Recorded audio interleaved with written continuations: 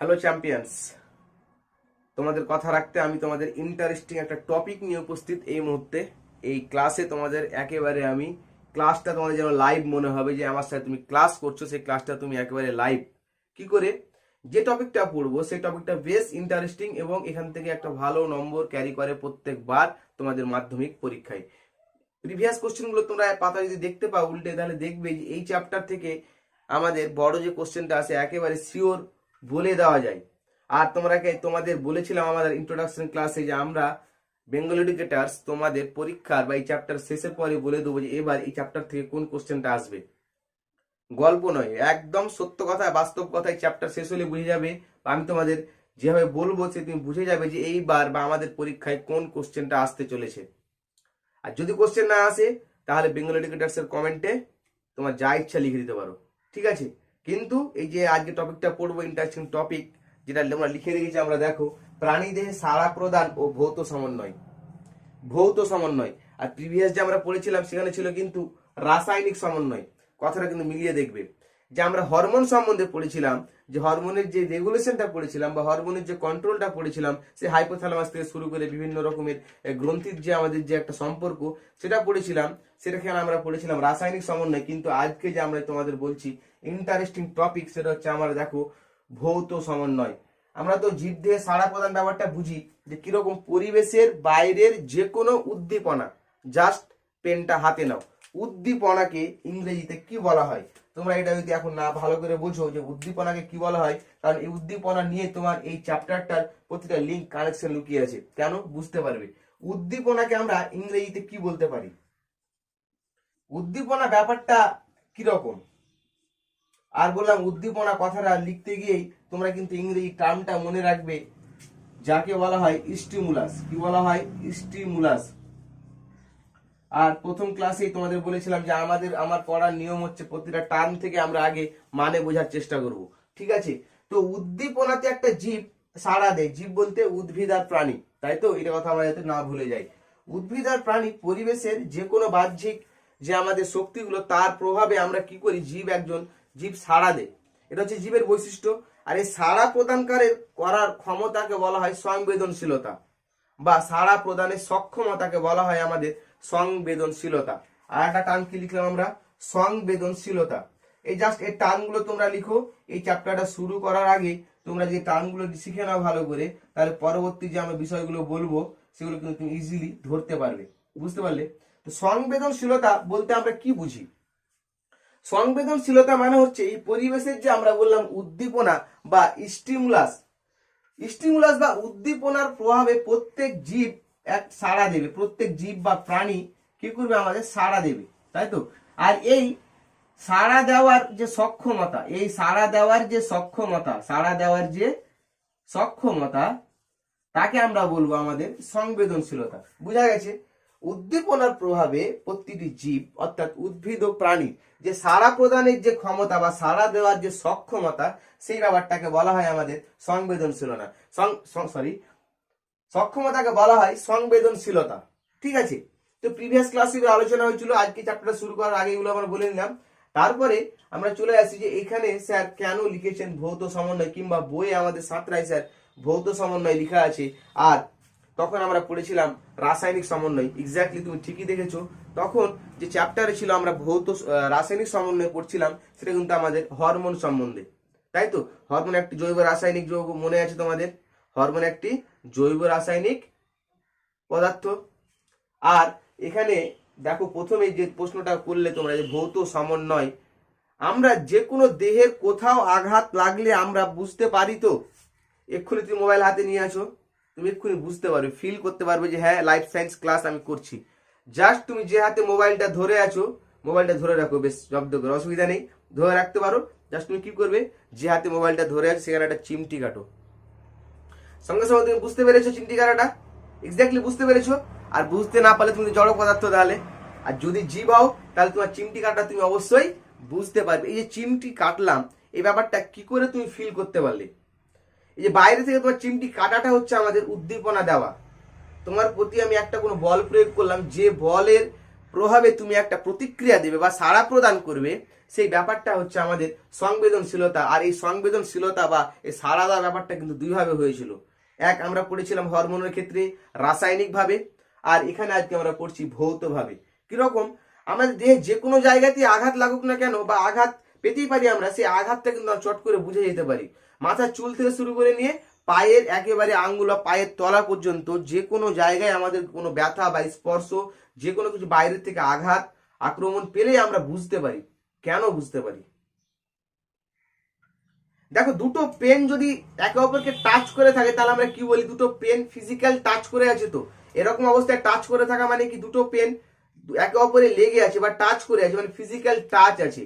তেমনই আমরা যা চ্যাপ্টারটা পড়তে চলেছি, যে প্রাণী দেহের সমন্বয় হবে ভৌত সমন্বয়ের মাধ্যমে। ভৌত সমন্বয় কার মাধ্যমে হবে? এই যে চিমটি কাটা ব্যাপারটা বললাম, চিমটি কাটাটা কি করে বুঝলে সেটা আমরা বুঝলাম। সেই ব্যাপারটাকে আমরা পড়বো আজকে স্নায়ুতন্ত্র। যে সিস্টেমের মধ্যে আমরা জানতে পারলাম যে আমার দেহে বা আমার হাতে চিমটি কাটা হয়েছে, তাহলে সেই সিস্টেমটা হচ্ছে আমাদের স্নায়ুতন্ত্র। এই যে ভৌত সমন্বয়ের কথাটা বললাম, কে করবে আমাদের? এটা হচ্ছে স্নায়ুতন্ত্র। কেন ভৌত সমন্বয় বললাম? দুটো পেন একে অপরে লেগে থাকে, আমরা কি বললাম? ফিজিক্যাল টাচ হয়ে আছে। তুমি আমাকে বলো যে দেহের এমন কোনো জায়গায় তোমার আঘাত করলাম তুমি বুঝতে পারলে না, এরকম কোনো জায়গা আছে? মানে তোমার সাদা মাথায় বই পড়ার শুরুর আগে তুমি আমাকে বাস্তব জ্ঞান দিয়ে বলো যে তুমি ব্যাপারটা বুঝতে পারলে কিনা। দুটো জিনিস একে অপরে লেগে থাকলে আমরা সেটাকে বলি ফিজিক্যাল টাচ হয়ে আছে, তাই তো? আর আমাদের যে স্নায়ুতন্ত্র আমাদের প্রায় বিরাজমান থাকার কারণে বা সারা দেহের মধ্যে স্নায়ুতন্ত্র উপস্থিত থাকার কারণে আমরা কিন্তু দেহের যে কোনো জায়গা থেকে ব্যথা বা স্পর্শ বা আমাদের যে কোনো উদ্দীপনা আসলে কিন্তু আমরা সেই উদ্দীপনাকে সাড়া দিই। সেই সাড়া দেওয়ার উপায় হচ্ছে দুটো, মনে আছে তো? এক হচ্ছে হরমোন রাসায়নিক সমন্বয়, আর আজকে আমরা যেটা পড়বো ভৌত সমন্বয়, যেটা হচ্ছে মেন রোল প্লে করবে আমাদের স্নায়ুতন্ত্র। প্রশ্ন করতে পারো, স্যার স্নায়ুতন্ত্র তো বললেন, স্নায়ু তো মোটামুটি আমরা একটা আইডিয়া পেতে পারি, স্নায়ু মানে হয়তো ওই নার্ভের ব্যাপারটা, কিন্তু স্যার তন্ত্র ব্যাপারটা আমি বুঝতে পারলাম না এক্স্যাক্টলি। তোমরা যেহেতু লকডাউনে ক্লাস করোনি, তো শোনো, তো সেই তন্ত্র সম্বন্ধে তোমাদের অসুবিধা হতেই পারে, আমি সেই তন্ত্র সম্বন্ধে ক্লিয়ার করছি। দেখো, তন্ত্রকে নর্মালি বলা হয় সিস্টেম, যে কোনো সিস্টেম হতে পারে, সেটাকে আমরা তন্ত্র বলছি, সিস্টেম। যা জাস্ট আমার ইংরেজি বলা হয়ে গেল, তুমি এক্ষুনি বুঝতে পারবে স্যার ইংরেজি কেন বললেন। যে তন্ত্র শুধু বললে হবে না, তন্ত্রর আগে আদি গোড়াতে যেতে হবে, একেবারে প্রথমে যেতে হবে, যে কোথা থেকে তন্ত্রটা এলো কোথা থেকে। ক্লাস 9-এ তোমাদের আছে জীবদেহের গঠন, সেখানে তোমরা পড়েছো বা পড়ে ক্লাস 8-এও পড়েছো যে একটি প্রাণীর একটা দেহের মধ্যে একটা কোষ ধীরে ধীরে বিভাজিত হয়ে হয়ে পুরো একটা বডি আমরা পেয়ে থাকি। তো মানে নর্মাল আমাদের একটা কোষ কথা বলতে গেলে কি হয়, আমাদের একটা সেল বিভাজিত হয়ে দুটো সেল তৈরি করবে, তাই তো? একটা সেল বিভাজিত হয়ে কি তৈরি করবে? আমাদের দুটো সেল তৈরি করবে। তারপরে আবার এই একটা সেল বিভাজিত হয়ে আবার এই একটা সেল আরেকবার বিভাজিত হয়ে, এরকম করে বিভাজিত হয়ে হয়ে সেলগুলো ধীরে ধীরে জমা হয়ে একটা আমাদের বডি তৈরি করছে। তো এই জায়গায় গোড়ায় যেতে হবে যে কিরকম এক বা একাধিক কোষ যদি একই রকম কাজ করে তাহলে তাকে আমরা বলবো কলা। দেখো, কোষ থেকে শুরু করলাম। আগে আমি কি বললাম? তন্ত্র পড়তে গেলে কিন্তু আমাদের গোড়ায় আসতে হবে, গোড়াটা হচ্ছে আমাদের কোষ, ঠিক আছে? কোষের পরে দেখো, যদি আমি লিখি কলা, কি লিখলাম আমি? কলা। কোষ, কলা, অঙ্গ, তারপরে আসে আমাদের যে আলোচ্য বিষয়টা, সেটা হচ্ছে আমাদের তন্ত্র। বোঝা গেল? এখানে তোমরা বলবে কি স্যার কি লিখলেন, বুঝতে পারছি না। অবশ্যই বুঝতে পারবে। মনে রাখবে যে এক বা একাধিক কোষ, এক বা একাধিক কোষ যদি একই রকম কাজ করে, তারা যদি এক জায়গায় অবস্থান করে, তখন তাকে আমরা কি বলি? কলা। বুঝা গেল? এক বা একাধিক কোষ যদি একই রকম কাজ করে, তাদের আমরা একসাথে কি বলবো? আমরা কলা বলবো, ঠিক আছে? এক বা একাধিক কোষ নিয়ে কি তৈরি হবে? আমাদের কলা তৈরি হবে। আবার এই কলার মধ্যে দেখা গেল যে এক বা একাধিক কলা একই রকম কাজ করছে, তখন সেই এক বা একই রকম কাজ করা কলাগুলোকে নিয়ে গঠিত হবে আমাদের অঙ্গ। আর এই এক বা একাধিক অঙ্গ নিয়ে তৈরি হবে আমাদের তন্ত্র। বুঝা গেল? বুঝা গেল?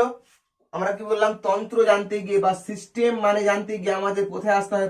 প্রথমে আসতে হবে যেখানে আমরা বলছি আদি, যে একটা জীব কি নিয়ে গঠিত? কোষ নিয়ে গঠিত। আর সেখান থেকে আমাদের এই গল্পটা শুরু, যে এক বা একাধিক কোষ নিয়ে গঠিত হয় কলা, যারা নির্দিষ্ট একই রকম কাজ করবে। তারপরে এক বা একাধিক কলা নিয়ে গঠিত হবে আমাদের অঙ্গ, আর এক বা একাধিক অঙ্গ নিয়ে তৈরি হবে আমাদের তন্ত্র বা সিস্টেম। বুঝা গেল? আর এই তন্ত্রের মধ্যে তোমরা অনেক কিছুই পড়বে, যেরকম আমাদের যে বাস্তব জীবনে পৌষ্টিক তন্ত্র, যে তুমি খাবারটা খাচ্ছ, খাবার পরে খাবারটা যাচ্ছে কোথায়, দেহের মধ্যে কিছুটা ব্যবহার হচ্ছে, আর বাকি অংশ বা অপাচ্য অংশ আমার দেহের বাইরে বেরিয়ে যাচ্ছে। এই সিস্টেমটাকে আমরা কি বলি? পৌষ্টিক তন্ত্র। তোমরা ছোট থেকে তোমরা অবগত, পৌষ্টিক তন্ত্র যেখানে খাবারের যে তন্ত্রে বা যে সিস্টেমে আমাদের মুখ দ্বারা গৃহীত খাবার কি হয়, আমাদের দেহের মধ্যে পচন হয় এবং সেখান থেকে সেই পুষ্টি রস আমাদের দেহের মধ্যে শোষিত হয়ে যায়, আর বাকিগুলো দেহের মল বা মূত্র আকারে বেরিয়ে যায়। এই পৌষ্টিক তন্ত্রতে দেখো তুমি সাধারণভাবে বলে দিতে পারো যে আমি কি নিয়ে গঠিত হয়। তেমনই আজকে যে আমরা পড়বো স্নায়ুতন্ত্র, তাহলে এই তন্ত্র নিশ্চয়ই হয়তো স্নায়ু টাইপ কিছু একটা নিয়ে গঠিত হবে, তাই তো? বেসিকটা আগে বলি, এই তন্ত্র যে কিনা আমাদের হয়তো স্নায়ু বা নিউরন বা স্নায়ু কোষ বা আরো কিছু নিয়ে হয়তো গঠিত হতে পারে এই তন্ত্র। তোমরা নর্মালি কোষের আকার তোমাদের মাথায় আসতে গেলে কি হবে, যে একটা কোষ হয়তো গোলাকার হতে পারে, কিংবা ডিম্বাকার হতে পারে, কিংবা উদ্ভিদ কলার মতো কোষগুলো হতে পারে। যেরকম হোক করলে কোষের আকার অনেক রকমই হয়। কিন্তু আমরা যে আজকে স্নায়ুতন্ত্র পড়বো, তন্ত্র মানে তোমরা তো বললে যে এক বা একাধিক কোষ নিয়ে গঠিত হবে কলা, আর এক বা একাধিক কলা নিয়ে গঠিত হবে অঙ্গ, আর এক বা একাধিক অঙ্গ নিয়ে গঠিত হবে তন্ত্র। তাহলে এই তন্ত্র পড়তে গিয়ে তাহলে স্নায়ুতন্ত্র একটা আমার সিস্টেম বললাম, তাই তো? তাহলে স্নায়ুতন্ত্র কি নিয়ে গঠিত হবে? নিশ্চয় কোষ নিয়ে গঠিত হবে। আমি কি বললাম, তন্ত্র সংজ্ঞা যখনই আসবে তখন আমাদের আদি জায়গায় ফিরে যেতে হবে, যেখান থেকে আমাদের সৃষ্টিটা হয়েছিল, কি হবে আমাদের দেহের গঠনটা শুরু হলো, সেখানে কিন্তু আমাদের চলে যেতে হবে। তো এই স্নায়ুতন্ত্রের মধ্যে যখন তন্ত্র চলে এলো, তখন এই স্নায়ুতন্ত্র তাহলে নিশ্চয়ই কোনো কোষ নিয়ে গঠিত হবে। তাহলে যে কোষ নিয়ে গঠিত হয় তাকে আমাদের বলা হয় স্নায়ু কোষ। কি বলা হয়? স্নায়ু কোষ। তোমরা নোট ডাউন করছো তো? স্নায়ু কোষ। দেখো, শুধু যদি ভিডিও দেখো তাহলে কোনো লাভ হবে না, রীতিমতো সিরিয়াসলি ক্লাস করো, ভালো লাগবে। দেখো, তাহলে স্নায়ুতন্ত্রের ক্ষেত্রে প্রাথমিক অবস্থায় যদি আমি তন্ত্রের আদি অবস্থায় যাই, তাহলে নিশ্চয়ই তুমি বলবে স্যার এই তন্ত্রের নিশ্চয়ই প্রথমে হয়তো কোষ থাকবে। তাহলে কোন কোষ থাকবে? যে আমরা যে গোলাকার বা ডিম্বাকার বা যে কোনো কোষ জানি, সে কিন্তু আমাদের এই নিউরন বা স্নায়ুতন্ত্রের ক্ষেত্রে যে কোষটা হবে একটু আলাদা এবং বেশ ইন্টারেস্টিং। কিরকম? তোমাকে আমি একটা গল্প দিই। তোমরা ললিপপ নিশ্চয় খেয়েছো। ললিপপ কিরকম হয় গো?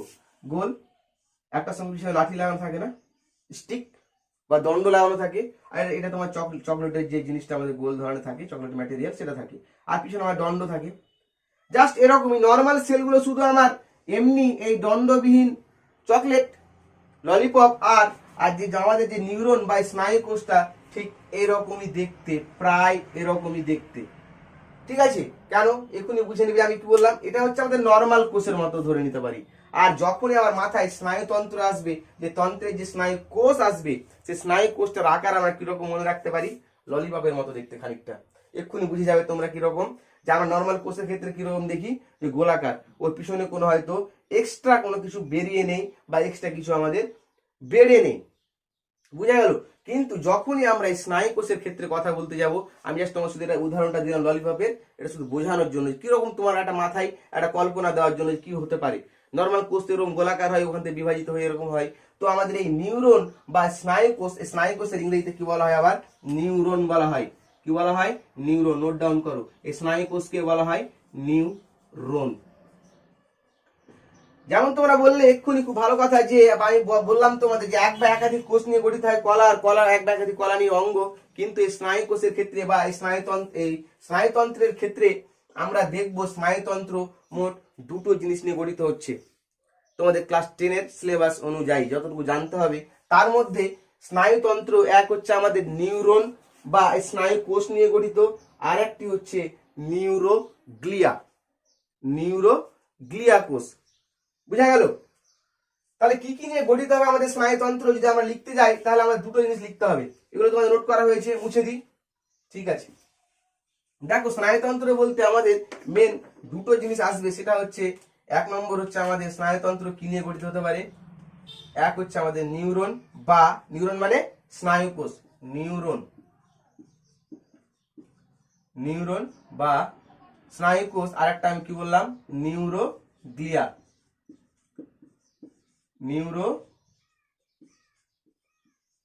আর একটা বললাম নিউরন বা স্নায়ু কোষ। নিউরন বা নিউরোগ্লিয়া, নিউরন বা স্নায়ু কোষ, নিউরন বা স্নায়ুকোষ আর নিউরোগ্লিয়া নিয়ে গঠিত হচ্ছে আমাদের এই স্নায়ুতন্ত্র। এই স্নায়ুতন্ত্রের মধ্যে এই নিউরোগ্লিয়া কিন্তু কোনো বেশিরভাগ কোনো কাজ প্লে না করলেও কিন্তু এরা সংখ্যায় বেশি, প্রায় 90% হচ্ছে আমাদের স্নায়ুতন্ত্রের মধ্যে এই নিউরোগ্লিয়া নিয়ে গঠিত হয়। স্নায়ুতন্ত্রের দুটি উপাদান যদি মেনলি বলা যায় তাহলে একটা হচ্ছে নিউরন বা স্নায়ুকোষ, আর একটি হচ্ছে আমাদের নিউরোগ্লিয়া। তার মধ্যে নিউরোগ্লিয়ার পরিমাণ হচ্ছে সব থেকে বেশি 90%। ঠিক আছে, এই যে 90% নিউরোগ্লিয়াটা কিন্তু আবার 3 ধরনের দেখা যায় স্নায়ুতন্ত্রের মধ্যে। 1 নম্বর আমরা কি লিখবো, মুছে দিলাম কিন্তু পিছনে এগুলো সব লিখেছো তো, পজ করে নেওয়ার প্রিভিয়াসে গিয়ে তোমরা ভিডিওটা খাতে লিখতে পারো যে কপিগুলো। তো 90% নিউরোগ্লিয়ার মধ্যে আমরা কি বললাম, 3 ধরনের নিউরোগ্লিয়ার সেল দেখা যায়। এক হচ্ছে আমাদের অ্যাস্ট্রোসাইট।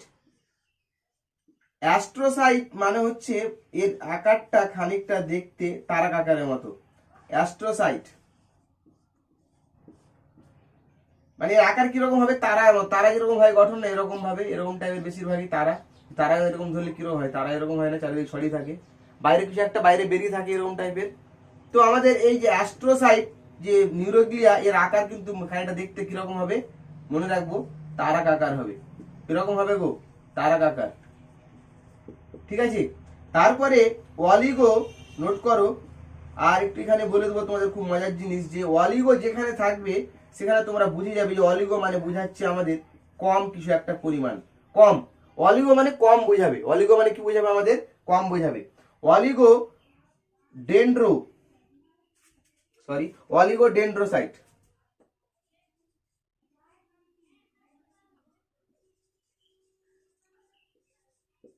কিছু একটা কম থাকবে, পরে আলোচনা করবো। দেখো অলিগোডেন্ড্রোসাইট, অলিগো মানে হচ্ছে কম।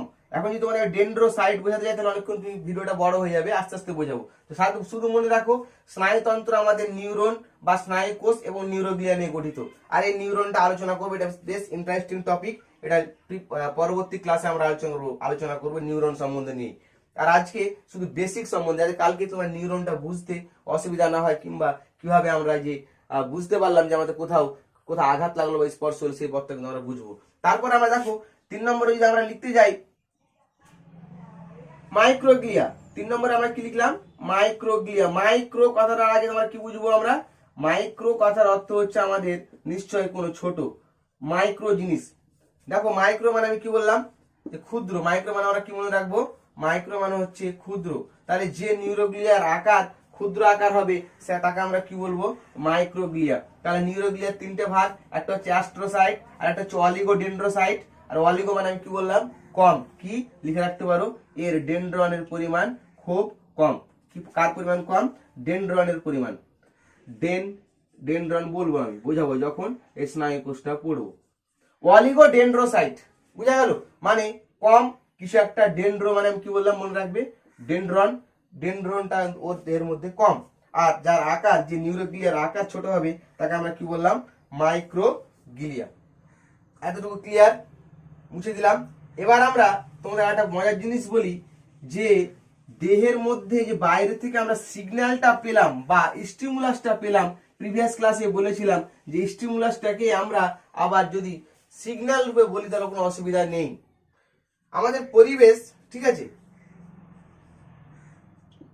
এই পরিবেশের আমরা বেঁচে থাকতে গেলে কি করতে হয়, আমাদের এই পরিবেশকে মানিয়ে নিয়ে চলতে হয়, পরিবেশের সঙ্গে আমাদের অভিযোজন করতে হয়। তোমাদের 10ম শ্রেণীতে আছে অভিযোজন, অভিব্যক্তি চ্যাপ্টার, সেখানে আরো বুঝতে পারবে। কিন্তু তবুও বলি যে আমরা এই পরিবেশে বেঁচে থাকতে গেলে পরিবেশকে মানিয়ে নিতে হয়। আর এই পরিবেশকে মানাতে গিয়ে আমাদের পরিবেশে নানা উদ্দীপনা বা স্টিমুলাস বা সিগন্যালের সিগন্যাল আমরা নিয়ে আমরা কি করি, সাড়া প্রদান করি বা রেসপন্স করি, তাই তো। আর রেসপন্স করে সম্পর্ক স্থাপন করেই কিন্তু আমরা এই পরিবেশে বেঁচে থাকতে পারি। ঠিক আছে, তো স্নায়ুতন্ত্রর এতগুলো বললাম, যে স্নায়ুতন্ত্র নিউরন নিয়ে গঠিত, আর কি বললাম, নিউরোগ্লিয়া নিয়ে গঠিত। যদি আমাকে জিজ্ঞেস করো যে স্যার স্নায়ুতন্ত্রের সংজ্ঞাটা, তাহলে আমি কি বলতে পারবো। দেখো স্নায়ুতন্ত্র আমি কি বললাম, প্রথমে আমরা হেডিং করেছি কি জীবদেহের একটি সাড়া প্রদানের মাধ্যম হচ্ছে একটা আমাদের হরমোন ছিল, আর আজকে হচ্ছে আমাদের স্নায়ুতন্ত্র। দেহের সব জায়গায় প্রায় আমাদের এই নিউরন বা স্নায়ুকোষ বা নার্ভাস সিস্টেম বিরাজমান, যার ফলে দেহের যে কোনো জায়গায় আমাদের ব্যথা বা আঘাত হোক বা স্পর্শ হোক, সেটা কিন্তু আমরা স্পষ্টভাবে বুঝতে পারি। বুঝা গেল? তো সেই ক্ষেত্রেই যে আমাদের যে স্নায়ুতন্ত্র বলবো, তো স্নায়ুতন্ত্রের কাজ কি হবে তাহলে? নিশ্চয় পরিবেশ থেকে যে উদ্দীপনা, সেই উদ্দীপনাকে আমরা কি বললাম? পরিবেশের উদ্দীপনাকে আমরা লিখেছিলাম, এই তোমরা নোট করেছো তো? নোট করেছো নিশ্চয়? উদ্দীপনাকে কি বলে বলো? কমেন্ট করো, ফটাফট কমেন্ট করো। যে উদ্দীপনাকে বলা হয় স্যার স্টিমুলাস। কি বলা হয়? স্টিমুলাস। গুড। আর স্টিমুলাসকে আমরা এস দিয়ে বলতে পারি না সিগন্যাল? মানে সিগন্যাল কোন সেন্সে বলা যেতে পারে? S for signal. কিরকম উদাহরণ দিয়েছিলাম কিন্তু তোমাদের আমি বলার জন্য, একটা ট্রেন গ্রিন সিগন্যাল দেখলেও থ্রু পাস যায়, আবার রেড সিগন্যাল দিলে ট্রেনটা থেমে যায়। অর্থাৎ পরিবেশের যে কোনো কিছুই আমার উদ্দীপনাটা যেরকমই হোক সেরকম ভাবে আমার দেহটা সাড়া দিয়ে, অর্থাৎ সমানভাবে আমরা প্রতিক্রিয়া করে আমরা পরিবেশের সঙ্গে সম্পর্ক বা পরিবেশের সঙ্গে মানিয়ে নিয়ে বেঁচে থাকতে পারি। ঠিক আছে? তো স্নায়ুতন্ত্রের কাজ হলো তাহলে কি? পরিবেশ থেকে এই উদ্দীপনা গ্রহণ, তারপরে কি হয়? উদ্দীপনার নিয়ে দেহের মধ্যে পরিবর্তন তো হয়, যে রেসপন্স করে সাড়া দেওয়া ব্যাপারটা, সেটা কিন্তু আমাদের এই স্নায়ুতন্ত্রের মাধ্যমেই ঘটে থাকে। শুধু কি পরিবেশের সঙ্গে আমরা শুধু স্নায়ুতন্ত্রের মাধ্যম দিয়ে কাজ করি? শুধুমাত্র কি পরিবেশের স্টিমুলাসকে নিয়ে কি আমরা বেঁচে থাকতে পারি? দেহের মধ্যেও আমাদের কি হয়? নানান রকমের উদ্দীপনা সৃষ্টি হতে পারে। সেই উদ্দীপনাকেও কিন্তু মেনটেন করে বা সমন্বয় করে আমাদের এই স্নায়ুতন্ত্র। তাহলে যদি তুমি আমাকে বলো যে স্যার তাহলে স্নায়ুতন্ত্রের সংজ্ঞা কি এভাবে বলা যেতে পারে? কি হবে? যে তন্ত্রের মাধ্যমে, কি হবে? যে তন্ত্রের মাধ্যমে যে পরিবেশের উদ্দীপনা গ্রহণ আর উদ্দীপনার গ্রহণের বা উদ্দীপনায় সাড়া দিয়ে পরিবেশের সঙ্গে সম্পর্ক স্থাপন করে বেঁচে থাকে। আর একটা কি করে? দেহের মধ্যেও বা দেহের ভিতরে যে আভ্যন্তরীণ আমাদের যে স্টিমুলাস বা সিগন্যাল বা উদ্দীপনা, সেখানেও কিন্তু আমাদের সামঞ্জস্য সাধন করে আমাদের এই তন্ত্র। বুঝা গেল? তাহলে কি বলবে? যে তন্ত্রের মাধ্যমে প্রাণী পরিবেশ থেকে উদ্দীপনা গ্রহণ এবং উদ্দীপনায় সাড়া দিয়ে পরিবেশের সঙ্গে সম্পর্ক স্থাপন করে, এবং প্রাণী তার নিজের দেহেরও আভ্যন্তরীণ যে আমাদের উদ্দীপনাগুলো, সেখানেও কিন্তু উদ্দীপনায় সাড়া দেয়। বুঝতে পারলাম? নিজের ভাষায় একেবারে লিখবে, আর কি করবে? লিখবে না। পরীক্ষার সময় কিন্তু বইয়ের ভাষায় লিখতে হবে। নিজের ভাষা শুধু নিজে বোঝানোর জন্য। টেক্সট বুক কিন্তু তোমাকে পড়তে হবে। টেক্সট বুক না পড়লে কিন্তু তোমার কিছুতে ভালো নম্বর হবে না। তোমরা যারা কমেন্ট করছো, অনেক ছাত্রছাত্রী যারা বলছো স্যার আমি মাধ্যমিকে ভালো নম্বর পেতে চাই, শুধু এই ক্লাস করলে হবে না, কিন্তু তোমাকে টেক্সট বুকের প্রতিটা লাইনই তোমাদের ভালো করে খুঁটে খুঁটে পড়তে হবে। আর আমাদের কাজ হচ্ছে তোমাদের প্রতিটা লাইনকে বা প্রতিটা টপিককে তোমাকে সহজ করে তুলে দেওয়া। কিন্তু শর্ত হচ্ছে একটাই, বই তোমাকে পড়তে হবে। বোঝা গেল? তো বইকে তোমরা কিন্তু মানে ক্যাজুয়ালি ভাবে নিও না, বই অবশ্যই নিবে। আর তো খাতা পেন তো নিয়ে ক্লাস করছো অবশ্যই, আমার যেহেতু তোমার স্টুডেন্ট, তো নিশ্চয়ই তোমার খাতা পেন নিয়ে বসবে। গুড। তো এই হচ্ছে আমাদের স্নায়ুতন্ত্র গেল। তাহলে স্নায়ুতন্ত্র দুটি উপাদান নিয়ে গঠিত হচ্ছে, নিউরন বা স্নায়ুকোষ আর নিউরোগ্লিয়া। নিউরোগ্লিয়া কত পার্সেন্ট থাকে বললাম? 90%। আর ভাগগুলো মনে আছে তো? অ্যাস্ট্রোসাইট, অলিগোডেন্ড্রোসাইট, আর একটা হচ্ছে আমাদের মাইক্রোগ্লিয়া। এবার যদি বলো স্যার এই দুটো উপাদান তো বললে, যে উপাদানের কাজ কি হবে? দেখো, এই নিউরন বা স্নায়ুকোষকে স্নায়ুতন্ত্রের গঠনগত বা কার্যগত একক বলা হয়। স্নায়ুকোষ বা নিউরনকে কি বলা হয়? আমাদের গঠনগত বা কার্যগত একক কার? স্নায়ুতন্ত্রের। কি লিখবে তোমরা সুন্দর করে মনে রাখবে, যে নিউরনকে বলা হয় গঠনগত এবং কার্যগত একক। কার গো? স্নায়ুতন্ত্রের কার্যগত একক। বোঝা গেল? তাহলে নিউরনকে আমরা কি বলবো? নিউরনকে বলবো স্নায়ুতন্ত্রের গঠনগত এবং কার্যগত একক হচ্ছে আমাদের নিউরন। আর নিউরন যেমন আমাদের এই যে পরিবেশের যে সিগন্যালটাকে, যে পরিবেশের যে আমরা বললাম উদ্দীপনা, এই উদ্দীপনটাকে কে নিয়ে যাবে? আমাদের ব্রেনে, যে আমাদের বিগ বস। তখন পড়েছিলাম হরমোনের ক্ষেত্রে, বুঝেছিলাম তোমাদের যে আমাদের যে বিগ বস অর্থাৎ ব্রেনের যে বিভিন্ন পার্ট আমাদের দেহের নানান রকম ভাবে দেহের সামঞ্জস্য রক্ষা করতে হেল্প করে বা ব্যালেন্স করতে হেল্প করে। মনে এক পড়বে তোমরা, আরো ভালো করে আমি পড়াবো সেক্ষেত্রে। তো এই পরিবেশের উদ্দীপনা ব্রেনে যাবে তো কারোর মাধ্যমে। আমার দেহের হয়তো পায়ের কোথাও নিচে লাগলো, সেই জায়গাটা আমরা কি করে বুঝতে পারছি যে আমাদের মাথা বা আমাদের যে ব্রেন রেসপন্স করছে কিভাবে? নিশ্চয় কোনো ওখানে কানেকশন আছে, বা হয়তো ওখানে কেউ এরকম ব্যাপার আছে নাকি আমাদের যে কেউ মানে মেসেজ নিয়ে বসে আছে, কেউ ওখানে লোক বসে আছে, ওখানে লেগেছে, আচ্ছা একজন হাঁটুর কাছে কেউ বসে আছে, দেখা গেল কেউ কোমরে কেউ একজন বসে আছে, যাচ্ছে পায়ের নখে লেগেছে, পায়ের নখ থেকে হাঁটুর যে লোকটা প্রহরী বসে আছে ও হয়তো বলবে না পায়ে লেগেছে, ওই খবরটা হয়তো আগের জনকে পাস করবে। এরকম কোনো ব্যাপার? এরকম কিন্তু কোনো ব্যাপার নেই। একদম খুব সুন্দরভাবে আমাদের দেহ গঠিত হয়েছে, আর এটা খুব সিস্টেমিক ওয়েতে কাজ করে আমাদের দেহের বিভিন্ন রকমের স্নায়ুগুলো বা স্নায়ুতন্ত্র। যে কোনো জায়গায় আমাদের আঘাত বা ব্যথা হোক, সেই ব্যথা বা যে আঘাতটা হবে সেটা কিন্তু আমাদের স্নায়ুতন্ত্রের মাধ্যমেই আমরা বুঝতে পারি, ফিল করতে পারি। সেটা আমরা ভালো করে আরো পড়বো। আজকে শুধু আমরা বেসিকটা পড়লাম, আর এর পরের দিন আমরা পড়বো নিউরন বা স্নায়ুকোষ সম্বন্ধে। তো মেন পার্থক্য হচ্ছে এই নিউরোগ্লিয়া কিন্তু আমাদের যে স্নায়ুতন্ত্রের যে নার্ভ স্পন্দন, যে স্নায়ুগত স্পন্দন, সেটা কিন্তু পরিবহন করতে পারে না কে? আমাদের এই নিউরোগ্লিয়া। নিউরোগ্লিয়া তাহলে কি লিখতে পারি আমরা? যে এ হচ্ছে আমাদের নার্ভ ইম্পালস, পরিবহন করতে পারে না। নার্ভ স্পন্দন লিখো তোমরা সহজে। নার্ভ স্পন্দন কি করতে পারে না এরা? এরা হচ্ছে পরিবহন করতে পারে না। কিন্তু নিউরন কি করতে পারে? রেসপন্স বা উদ্দীপনাকে গ্রহণ করে সরবরাহ করতে পারে এবং ব্রেন থেকে রেসপন্স ফিরিয়ে নিয়ে আসতে পারে। সেটা হচ্ছে আমাদের নিউরন বা স্নায়ুকোষ। বোঝা গেল? তো এই হলো আমাদের জাস্ট আমাদের ইন্ট্রোডাকশন। পরবর্তী ক্লাসে আমরা ঢুকবো কোথায়? নিউরন বা স্নায়ুকোষ নিয়ে। বোঝা গেল? আর কোথাও বুঝতে অসুবিধা হলে আমাকে কমেন্ট বক্সে তোমরা জানতে পারো। Good, thank you.